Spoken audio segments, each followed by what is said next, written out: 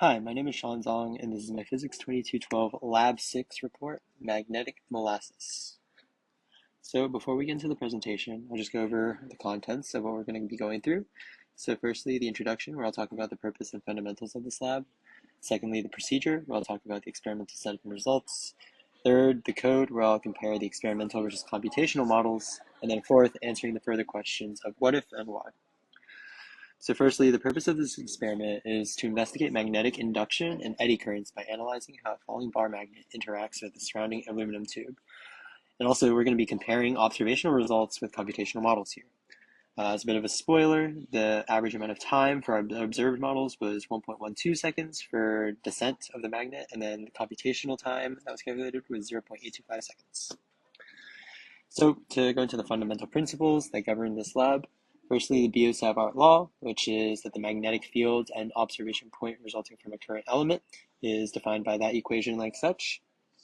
Also, Faraday's law, that changes in magnetic flux generate an electromotive force. And then also Newton's laws, that force is equal to mass times acceleration, and equal and opposite reactions occur. So both the second and third law are important to this experiment.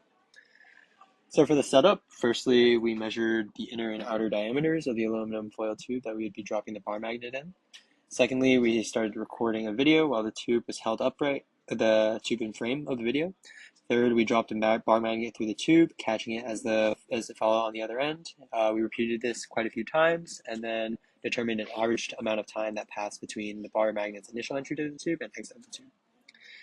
So just to go into the observed model, firstly, the system is our bar magnet and aluminum tube, and the surroundings is everything else, including the Earth. And then the tube measurements are as such, with a length of 46.5 centimeters, an inner diameter of 3 centimeters, and outer diameter of 4 centimeters.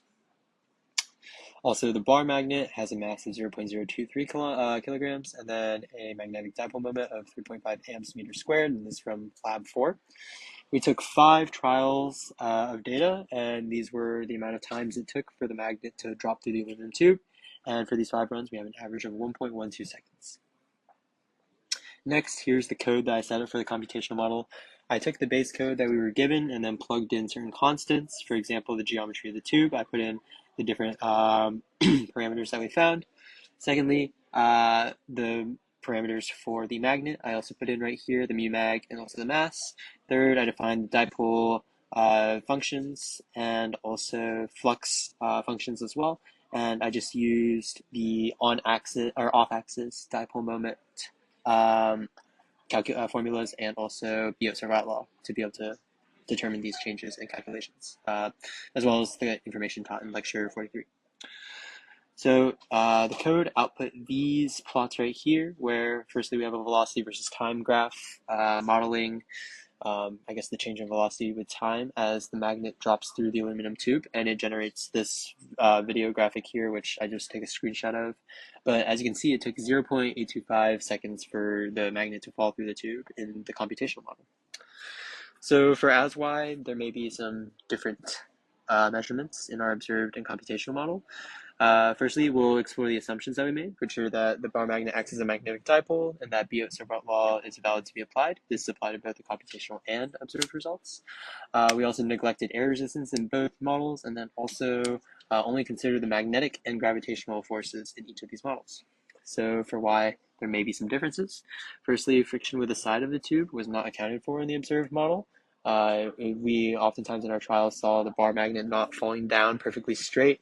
Whether the orientation of the tube is not perfect or our drop is not perfect, this is an error. Also, timing errors, not knowing exactly when the magnet drops were measured. And then also surrounding electronic devices might have affected results as well. But to be honest, our results are pretty close to what was computed.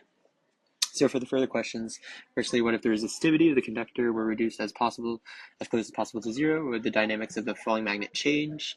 If the resistivity was reduced to as close to zero as possible, the induced current in the aluminum tube would be much greater, which would cause a larger magnetic force on the magnet, and thus the magnet would fall through slower.